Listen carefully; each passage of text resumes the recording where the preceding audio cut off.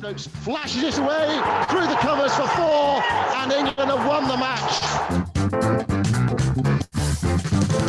Well, 3 great moments, of course, from England's cricket there that you heard and you're familiar with, I know, if you're a member of the world's best cricket club. But ironically, the man we've got on tonight actually wasn't responsible for any of those amazing moments of England's championships and titles, but he has had an amazing impact on cricket generally and particularly on English cricket over the years. Andy Flower, you actually, you are very, very much an important member of this club we've created, World's Best Cricket Club, because in a way, you've actually defied the assumption that a great player can't be a great coach, because you were a great player and you have been a great coach. So you're very much a worthy member of our World's Best Cricket Club. So welcome to you. Thank you very much for joining us tonight after your latest success, which is winning the 100 with Trent Rockets. So how was that experience? Yes, thank you for the flattering welcome. The experience was sensational. We actually had a really great month together. It wasn't just the final.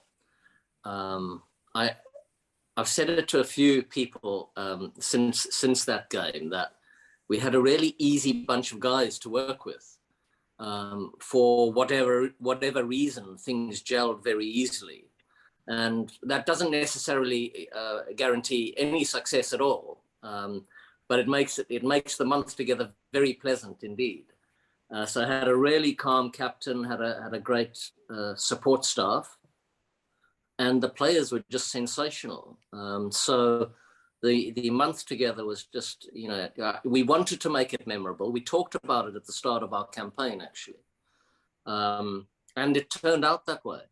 So really satisfying personally and professionally, but also really rewarding to watch the guys and see how much they enjoyed it and enjoyed each other's company. And importantly, in the franchise world, made new friends that I think will be lasting for a number of people. So really satisfying, thanks. That's an extraordinary achievement in a way, because you have kind of very much grown up with the traditional forms of the game, Test cricket, obviously, and you had a tremendous success getting England to #1 in 2011, and yet recently you've had tremendous success in the shorter formats. I think is that 11 finals you've been involved with now, or 10, but certainly double figures, and at least 3 or 4 of them successful. So what do you put that down to? Well, the franchise world, it's a slightly different sort of coaching world to get into, and it's quite interesting to reflect on those differences. You're not looking for that medium to long-term development of an individual or a team, really. You're looking for short-term success, and you've got to work out ways in which to bring that about. One of those is obviously getting the guys excited about being together and getting some sort of unity of purpose so that you can head in a similar direction. And primarily making them feel comfortable, able to express themselves as fully as possible, empowered to make decisions, because we know in this game you've got to make a series of pretty good decisions. You don't have to be perfect, but make pretty good decisions. And that gives you a better chance of success. And that goes for us in the management team as well. And give them a sense of excitement about being together and doing something special together. And very crucially, make them feel as confident as possible.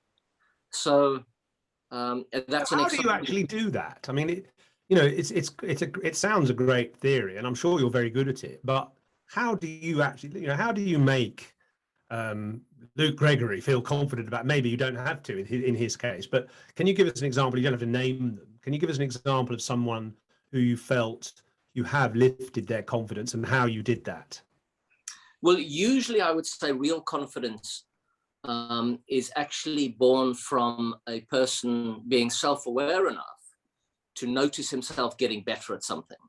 So improving their skill or improving their understanding or improving their decision making. And so working in the medium to long term with a side like an international side, or perhaps with a county side, or perhaps like I did with the Lions at that level, and having a few years to work together with people, I would definitely take that route to building people's confidence. But in the franchise world, you don't have that sort of time available to you. So the responsibility for the management and coaching team to create an environment where the players feel as if they are making decisions towards the that affect the direction of our strategy, our tactics, our training methods, the way that we brief or debrief, giving them that sort of helping them contribute and feel part of that driving force is really important, because then they feel that their decisions are making a difference. And they're contributing and they're belonging, I suppose. Yeah, absolutely. On the confidence front, I think just telling people that they are good at something that is a very limited tactic for growing people's confidence. But the daily interactions with people, both the player interactions with each other, but also more crucially, I think the support staff interactions with the players are vitally important. Those interactions are happening all the time. So it's really important that you get the right sort of guys on your staff. And I was very lucky. We were very lucky to have a really good bunch of guys together. We had Mick Newell, who was right at the top, and he's as solid as they come. Great guy, and he's been around the block, and he's really calm. And I think some of that filters down. And then we had some excellent coaches and support staff, and Chris Marshall, who's our psychologist, who sort of came in and out through the month. And all those interactions, I would like to feel were growing people's self-belief, and also the feeling of freedom to make decisions and make lots of decisions that the sum of which you end up giving you a better chance of winning. You know, actually, I thought that Luke Gregory 6 in the last over at Lord's was one of, I know we've seen some pretty phenomenal shots this summer from the likes of Bairstow, but I thought that was one of the shots of the summer, because interestingly, I really identified with that last over, because it was 33 years ago, alarmingly, that I bowled the last over in a similar competition, the NatWest final, and it was 10 to win off 6, and this was 11 to win off 5. So it's slightly harder, although batsmen now are much more expansive than they were then. And my second ball went for 6, and we lost. And obviously,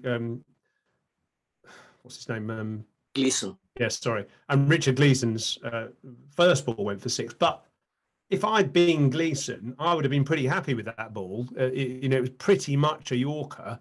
And somehow Luke Gregory seemed to kind of almost nutmeg it or natmeg it or whatever, kind of sort of clip it. And it just went flat for 6. It was an amazing shot. It was an amazing shot. I agree, especially considering that the field was set for a wide plan, a wide Yorker plan. And the fact that they had to bring an extra man into the circle, I think it made it much more difficult for Richard Gleeson. So I felt for him. That wasn't a nice way for him to end that game in the tournament. But that is the nature of a ruthless sort of competitive sport. But Gregory would have had half his mind on predicting a wide ball.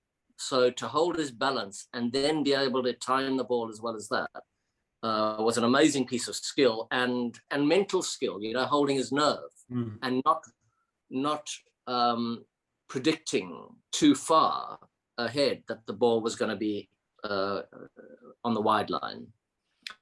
So we couldn't have asked for a cooler customer to be batting at that time. Actually, we had David Milan on this show last week, and he said one of your great strengths as a team was depth. You know, batting right down the order, sort of people like Samit Patel coming in low down, Gregory, etc. So clearly that is one of your perhaps blueprints for how to win in this format.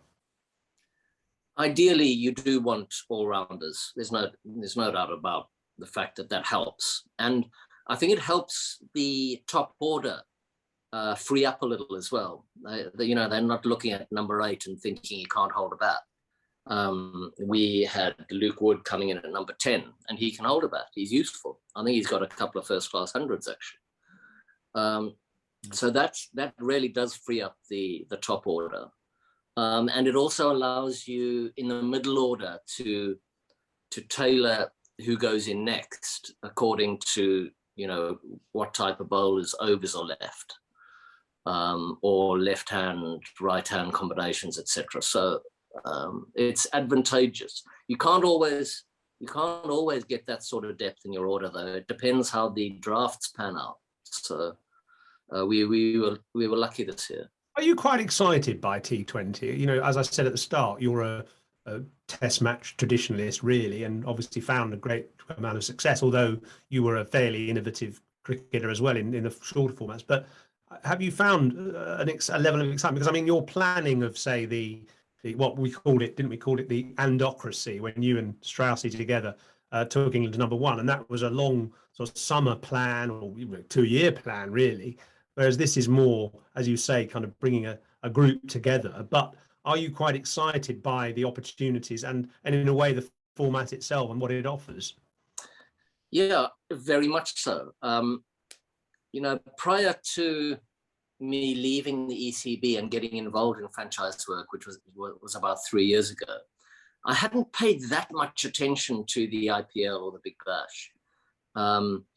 International cricket was my thing, and then coaching the Lions, I really enjoyed that role. But obviously when I turned my attention to the franchise world and got a couple of head coach contracts early on, then I wanted to, study the game a bit closer. And even though we'd had success in 2010 with England and Paul Collingwood as captain, of course. Yeah. The franchise game's, a different game. So I find the challenge really turns me on, and it's great. It's great fun professionally to see how well you can do in that sort of world. And it is slightly different. It's different in the 100 because the ECB own and run the competition. The franchise world elsewhere, there are individual owners, private owners. So that dynamic's quite different and fun in a different way. So I find it all really interesting. So and when people are under pressure, it's fascinating to feel the pressure yourself and notice how you're reacting to it, and finding ways of thriving under that sort of pressure. And then it's also interesting watching other people and how they deal with it. People in your own team or other teams. How do you compartmentalize everything, Andy? Because you've got, you're with the Trent Rockets, but you've got Multan Sultans, you've got Lucknow, you're involved in the new UAE league as well. I mean, for example, you actually left the Pakistan Super League to go to the IPL auction, didn't you, in last winter? So it's this idea of sort of being able to have one team there in one compartment, one team in another, one team in another. I mean, how do you get all mixed up by it all? How do you sort of focus on one team at a time? Yeah, the little trip in the middle of the Pakistan Super League across to the IPL, that was an interesting little sort of political public relations disaster waiting to happen. But luckily it passed off pretty quietly. I must say there are occasions where I have to grab my notebook and go, hold on, which player is in which team? Yeah. but each team sort of takes on its own character, which is another really fascinating aspect of the franchise coaching world. So you do end up, recognizing and feeling the difference in each team. You have different support staff. I've been really lucky to have some brilliant guys, either just above me or just below me in the not the hierarchy, the structure of the organization. And that helps tremendously, having a good chief executive or a good right-hand man or an excellent assistant coach or a really knowledgeable manager. That's really advantageous, especially guys that know the local scene well, and the local players.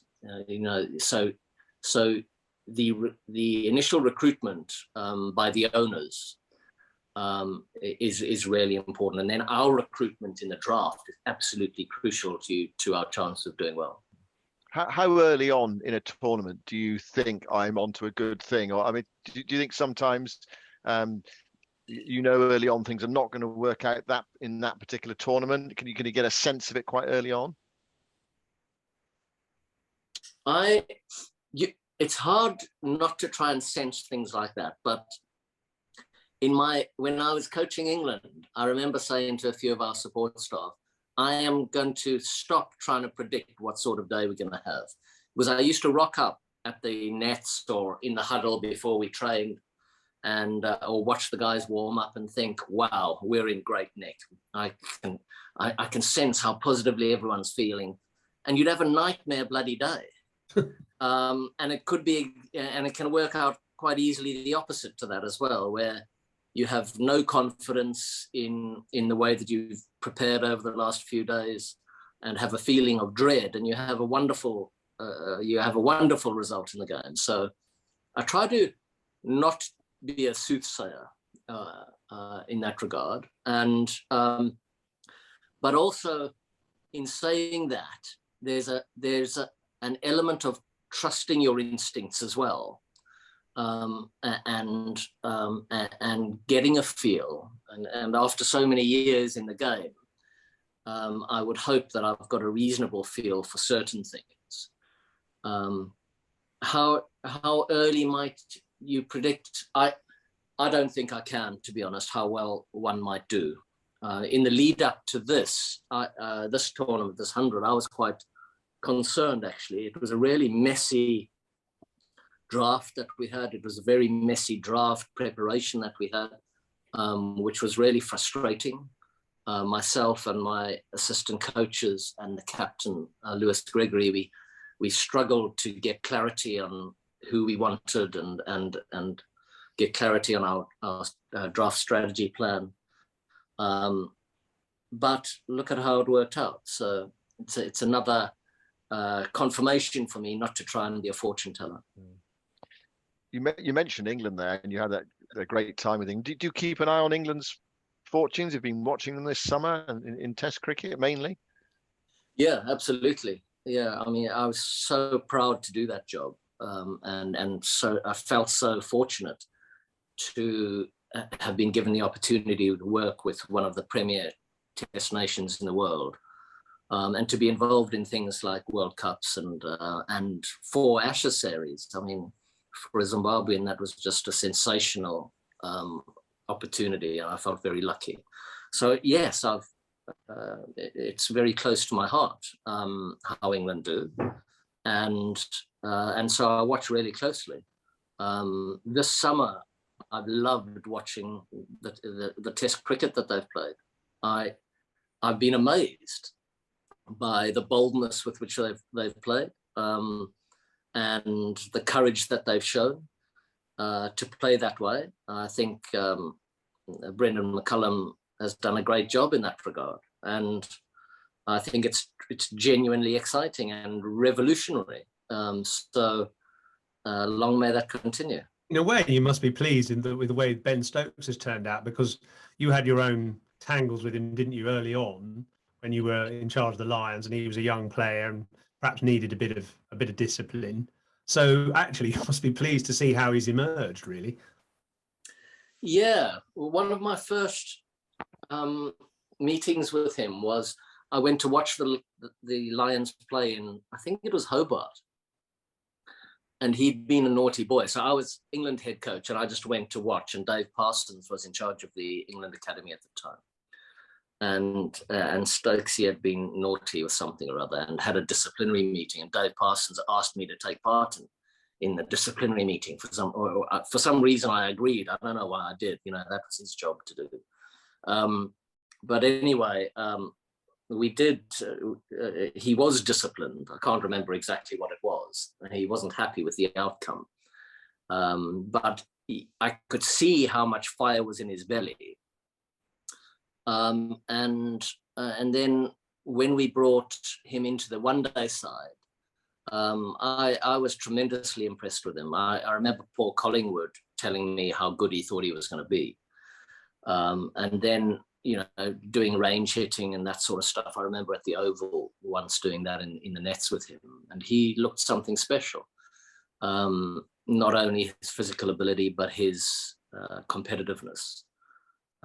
So, and then when he debuted in Australia during the Ashes series, the last Ashes series I was involved in, he was just sensational. The whole team felt hugely under pressure, and he was brilliant in his debut game in Adelaide, I thought, and then in Perth scored that 100 in the second innings. On a difficult pitch and very difficult situation. So it's lovely to see how he's grown from his various experiences into the competitor and leader he is now. Really lovely to see. Did you see him as a future England captain? When you were in that disciplinary meeting, did you think this guy might captain England one day? No chance. I never thought. No ways. And in fact, when I first heard Trevor Bayliss say it, I can't remember. It was years ago that he said it. I was skeptical, but Trevor, Trevor obviously saw something in Ben, in the dressing room and in the training area, that he thought he could do this thing, and good on Trevor and good on Ben. Where can this go? Do you think this England revolution? Do you think it could have a sort of mushrooming effect for the whole of Test cricket, or do you think everyone's got to play in their own way? Well, I do think everyone's got to play in their own way, and they've got to play to their strengths. But I think if England continue to have success with this method, then people will have to. They might have to. The other countries might have to adjust to keep up. So it depends on how successful England can be in the medium to long term with this method. Obviously, they're going to have hiccups. Every team will. But if they can remain good enough and confident enough to pull it off, other teams might have to play at a certain intensity to catch up. Do you think it is possible to keep it going? Because obviously it worked in one-day cricket, although England had a few mini crises during that period, 2015 to 2019, when they were trying to be positive and got bowled out for 120 or something. In a way, it's perhaps easier to maintain that all-out attack over 50 overs or 20 overs. Can you do it in Test cricket? I think you can, because it's what you're looking for as the constant is not necessarily the constant in the results. You're looking for the constant in attitude. So people turning up with a similar attitude to training and a similar attitude to the game. So they can get used to doing that. As long as there's the understanding that when the occasion demands, you might have to play a root-like innings or an Alistair Cook type of innings, where it might not look that pretty or that attacking, but it's what the situation requires at the time. And I think in the last test, we saw a little bit of that from Crawley, for instance. So no one's going to be sitting on Crawley's shoulder saying, what the hell were you doing? Batting like that. He did a job for both himself and the team in playing a more cautious role. But it was the right thing to do at that time in those conditions against those bowlers. So I'm sure, I know that Brendan McCullum will be flexible enough in his thinking and obviously wise enough in his understanding of the game that will allow for those types of innings and that type of flexibility. Simon? Is it time for some questions, Jos? Yeah, we can certainly have some questions. Yeah. Great. Okay. So, Noughts, do you want to? Yeah, I'm sending Rob in. Rob's coming into bat. He's Right. So these are some of our members from the Virtual Cricket Club who've been members of this club. Actually, for some of them have been members for nearly 2 years now. We started this in October 2020, didn't we? So during lockdown. During lockdown. So thank you, everyone, for your eternal support. And over to you for 10 minutes. Evening, Simon. Hi, Simon. Rob. Evening, Andrew. Hello, Rob. One question I'm dying to ask really is are you tempted to maybe coach in the in the red ball, in the red ball domestic area? Because I know you've done England coaching and international coaching and T20 coaching around the world. Would that be something you might want to do in the future? For instance, maybe coach Worcester. Just a little hint there. He doesn't live far from Worcester, I suppose. There you go. Perfect local club to go and coach at, please. I think I could go and coach at a county one day. I think I have a lot of respect for county cricket, contrary to how some people portrayed me when I was England coach. I loved playing county cricket. I loved playing with Essex, and I just loved the whole concept of it. So yes, badger, really, aren't you? Pardon? You're a cricket badger, aren't you? Yeah, I am. Yeah. So yes, I'd like to, Rob, but at the moment, because I've got my foot in the door of franchise cricket, and because it's sort of evolving pretty quickly, I'm going to stick with that for a while. It takes a little while to get through that door into franchise cricket, and I'm sort of there now at the moment. So, have you sort of got franchise tournaments you really want to win as a coach? Because I know there's so many. Have you looked at, for instance, the IPL or the Big Bash and thought, I want to win in that country, I want to win this tournament, or is it just whichever you can? Well, to be frank, I think when the owner of a franchise hires you, he's looking for your complete commitment for that period of time that you're with them. And I think I owe them that. So whatever team I'm with at the draft or the auction or during the tournament itself, I'm fully committed for that period of time. So it doesn't matter what it is. We've got the T10 coming up at the end of November in Abu Dhabi. And I coach the Delhi Bulls there. Nilesh, the owner, will expect full commitment from me, and absolutely he's got that. So I'll be doing my best for whichever team I'm with. Great. Thanks so much, Andy. Cheers. How much research do you do when you're joining a new team and they're forming their identity and so on? Do you read up about players and stats and go ask questions about players you haven't met before you work with them? Yes, to a certain extent I do that.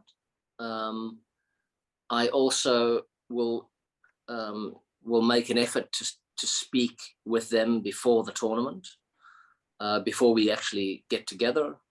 And then, it's part of our coaching and management responsibility is to get to know them and get to know their strengths and weaknesses and foibles when we're working together.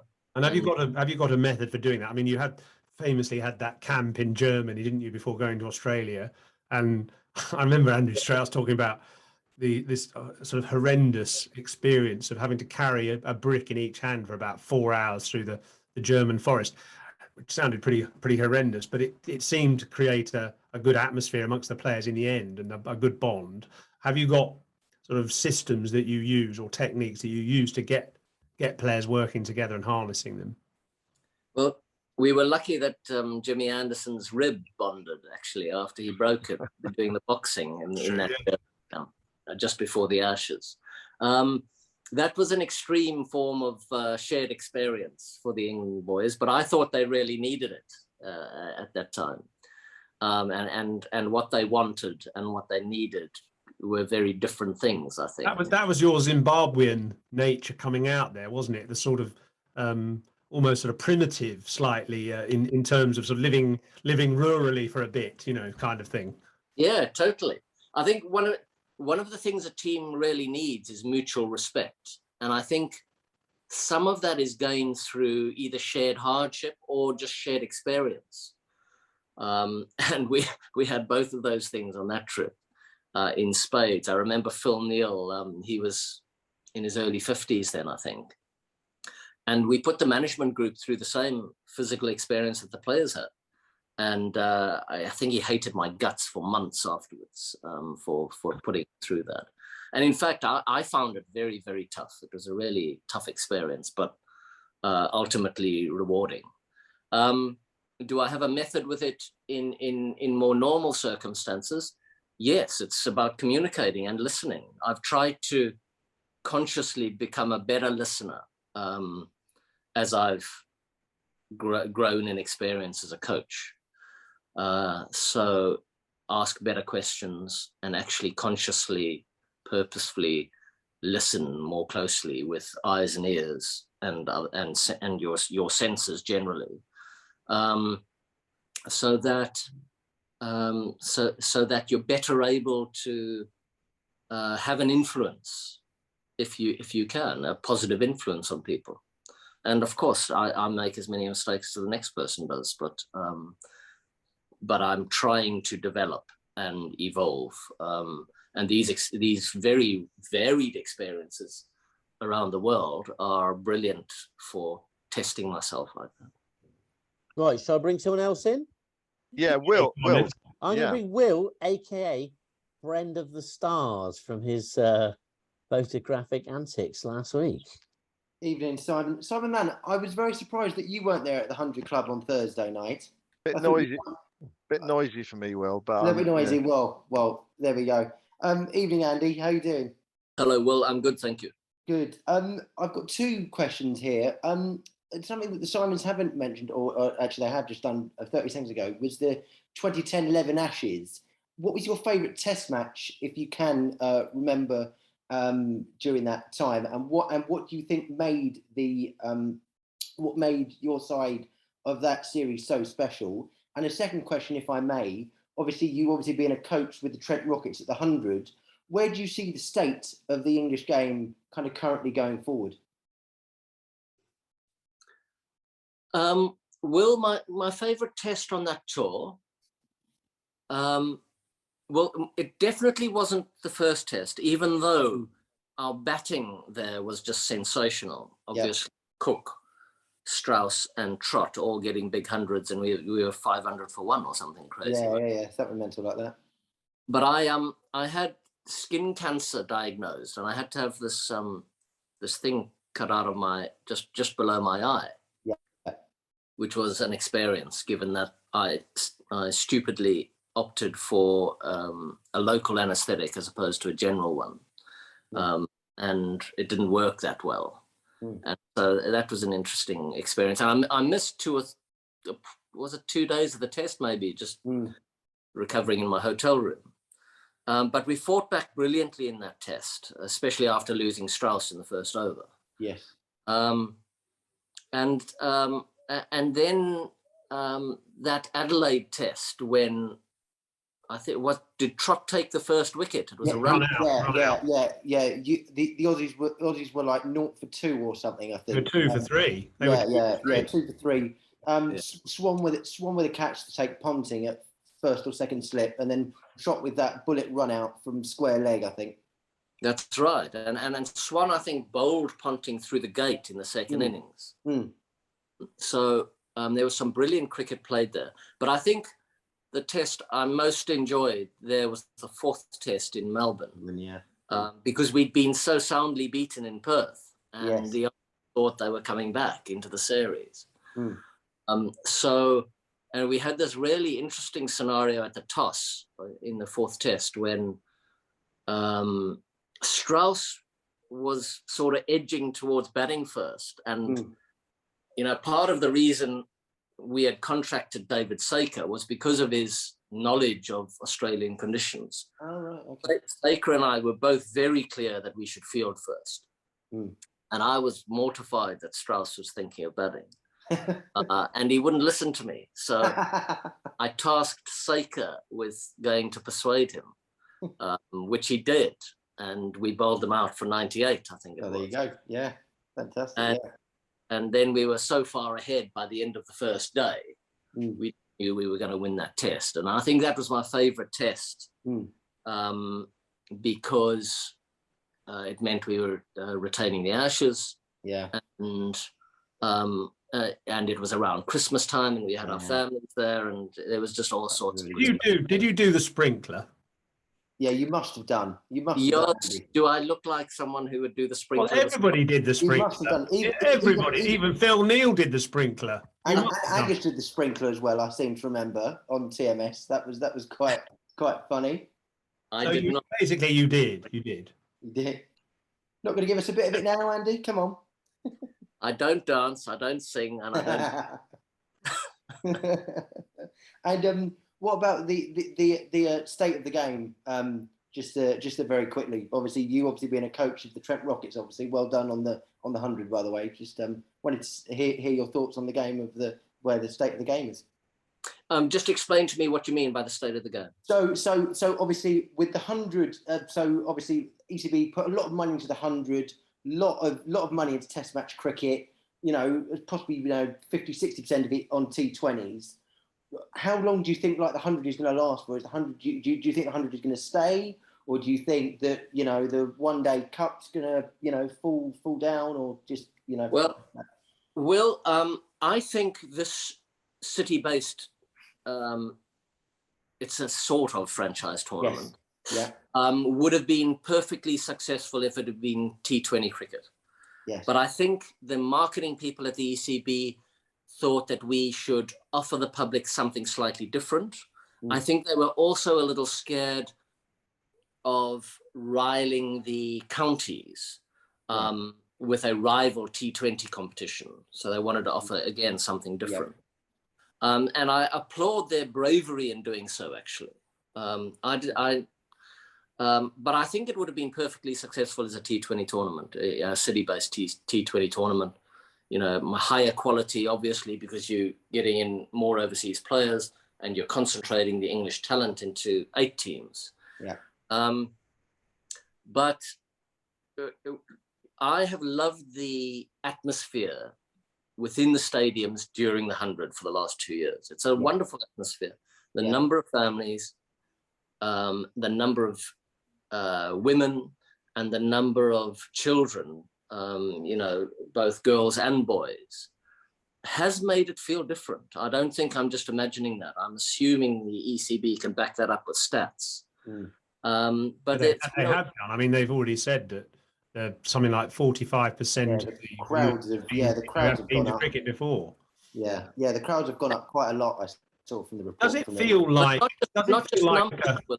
It's the different demographic that's important, I think, because the women's game is moving so quickly. Sorry, Yoz, to cut you short. The women's game is moving so quickly and developing in such a way that I think that's really exciting for the future of the game, to harness a completely different segment of the population that was largely ignored for so long. So that, you know, just from a business perspective, that makes sense. But I think that's growing so quickly in quality and size and commitment that's really exciting for the global game. Cool. Great. Thanks, Andy. Pleasure. Cheers, Will. Right, we've got two more questions. We're sort of running out of time a little bit, but let's go with Martin and then Sam. Martin, you need to unmute yourself. Yep, I've done it again. Is that okay? Yeah. Yeah. Okay, good. Hi, Andy. You talked about earlier on about how lucky you've been in the staff you've had in the franchises. What, if any, input do you have in the staff that are there and the players in the different franchises, or do you literally have to have what you're given? Yeah, it varies very significantly from owner to owner or franchise to franchise. So with some of the franchises, they say, you've got whatever you want. Tell us what you want. And if it's within budget, we'll give it to you. Mm-hmm. There are other owners that want a significant say in who's coming on board. And I'm completely okay with that. I think they invest so much money in some of these franchises that they have bought the right to have that sort of say. And quite rightly, they should have an influence on in certain ways with the team. So it varies greatly from one to the other. There are some instances where I am given people that I might not necessarily agree with, and I think I see that as my job to get on and make as healthily a functioning team out of that group of individuals as possible. Yeah, right, okay, thanks. Pleasure. Great, well done, Martin.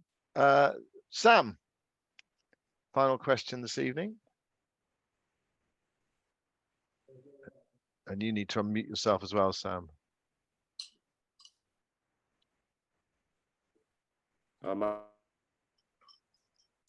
Sam, you're muted, mate. Can't hear you. Can't work out how to do it by the looks of it. There we are. Gotcha. There we are. Yeah. We're good? Yeah. Yeah. All right, apologies. It was unmuted my end. That's fine. Andy, thanks for coming on. I asked a lot of people this on this podcast and other, because I just like to know what people's processes are. What do you do when things aren't going so well for you professionally or personally? It can be cricket related or not. What are your processes for sort of getting yourself back to where you need to be? That is a very good question, Sam. I'll answer the personal one first. I found that over the years, both when I was playing and when I was coaching, the most significant problems that I had to overcome, which affected my game, were personal. Usually they weren't professional challenges. They weren't directly related to something on the playing front or a particular coaching scenario. Unfortunately, the personal issues have been bigger possible derailers than anything else. So having a fairly stable personal environment is really important, I think, to your chances of doing your job well. On the professional front, as a coach, I think if you are living your values as consistently as possible, that helps tremendously in keeping not only yourself stable, but also your relationships in your team fairly stable, because people will better relate to you if they believe that you are authentic and also operating with good intent. And I think the players need to feel, and players and staff actually, the players need to particularly need to feel that your intent is for the good of the team and for them individually. And I think I've learned that more recently as a coach, and I'm better able to ensure that I'm genuinely living those values. So going back a bit like playing, I view it a bit like playing. When I wasn't a great believer in good form or bad form when I played. I thought if I'm not scoring runs over a period of time, that's not form. That means I can't be doing some of my basics as well as I should be doing. And I think the same goes for my coaching. If you're doing your foundation basics pretty well, you aren't going to,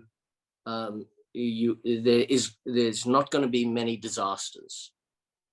You might lose a number of games in a row. And inevitably there will be relational issues somewhere along the line as well that aren't perfect, but that's normal life. But if you're doing your basics pretty well, then I can feel comfortable with the way I'm living my life, doing my work, and relating to the people around me. So what are the basics then for you? I mean, are they organizational, planning, being direct and making sure people know their roles? I mean, what is your sort of short list of basic fundamentals you need to follow? A few fundamentals for me would be around, as I mentioned earlier, about listening to people. One would be empowering people, because no one wants to be micromanaged, and people want to feel, both the staff and the players, that they are free to make decisions, and the bonus to that is that they will then feel accountable and responsible to the group, and that's a good thing. So being able to delegate, and then obviously the next step along from that is those people feeling empowered to do their job. A basis of honesty is a really good policy. So I try to be as open and honest with my staff and players as possible, without trying to sound too pious about it. But that's a really good place to start as a foundation basic, is just be open and honest with people. And of course you have to be diplomatic and kind and empathetic as well, which because the just honestly, honesty can easily turn into blunt, unsympathetic behavior, and we don't want that.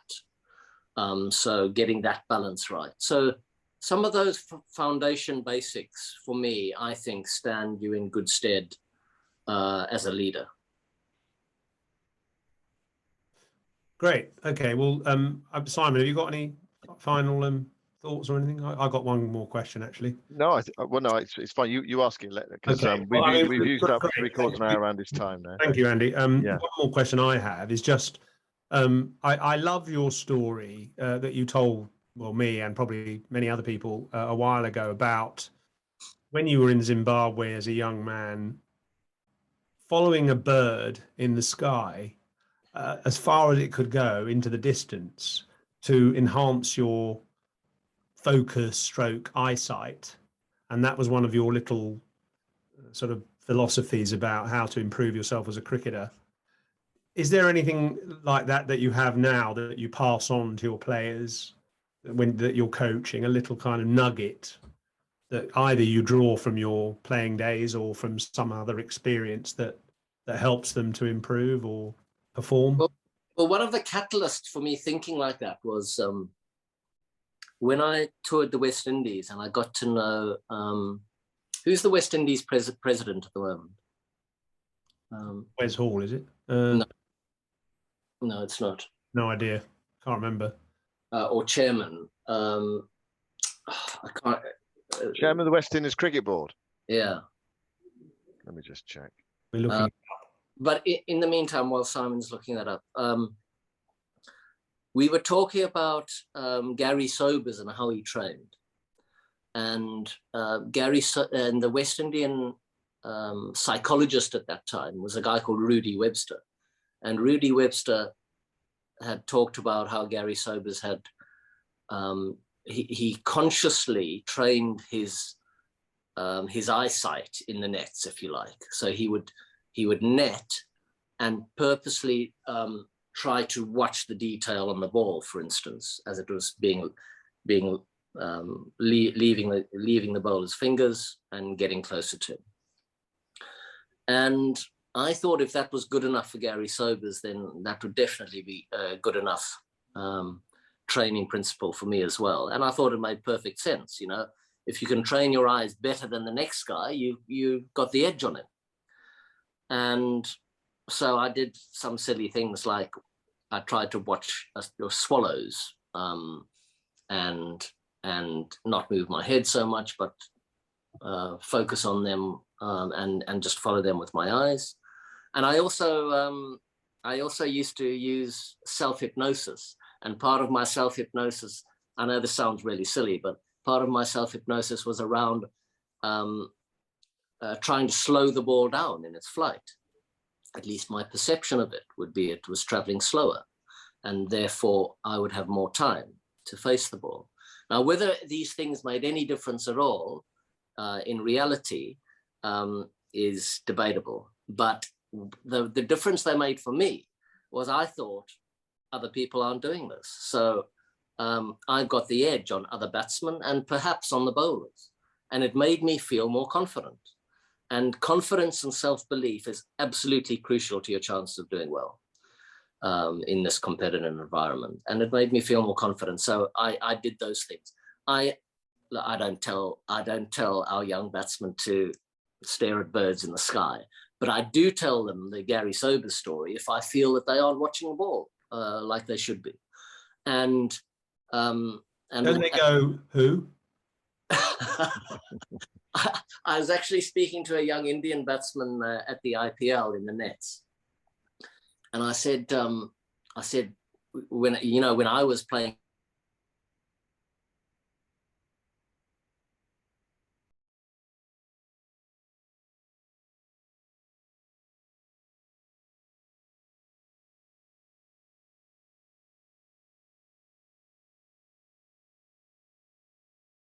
Yeah, Ricky Scarrett.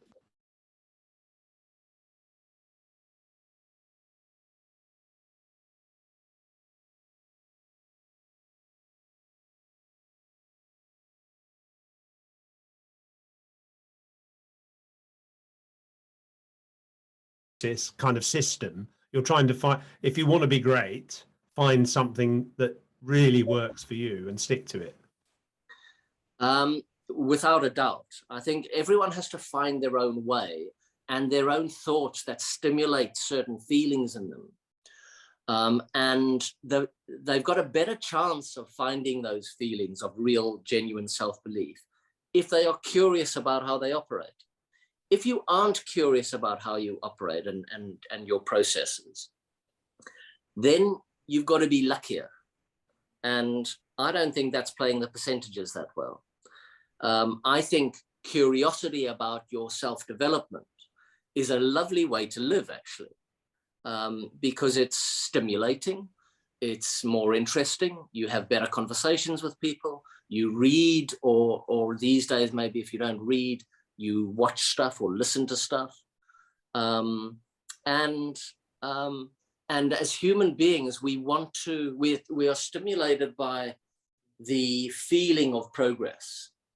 And you are unlikely to progress if you aren't curious about yourself and the world around you. So I try to encourage our guys to be like that. That's great. Great answer. Well, okay. Thank you. Simon. Yeah. No, it's brilliant. Yeah. Great stuff. Yeah. Brilliant. Okay. Well, Andy, thank you very much for your time, and congratulations with all that you've achieved. I wish I'd played under you, actually, because you could have certainly made me more curious about myself. I don't know whether you would have found any actual answers, but you'd certainly have kind of posed a few challenging questions, and I think it's great to have somebody who goes into this so deeply and has such a kind of passion for it. Really, it must be very infectious on the players. Thank you, Jos. I've enjoyed chatting tonight, so thanks a lot for the invitation. That's a pleasure. Good luck in your next enterprise. Good luck with the T10 draft. God, bloody hell. Yes, indeed. Thank you, guys. I guess there'll be a few beefy smiters top of the list in that. God, yeah. Anyway, good luck and catch you soon. All the best. Brilliant. Okay. Thank you very much, Andy. Thank you very much. Cheers. See you later. Yes. Bye. Bye. Oh, please hit the applause, Mr. Oh, Hughes. yes. Oh, yes. Too late. All right. Applause.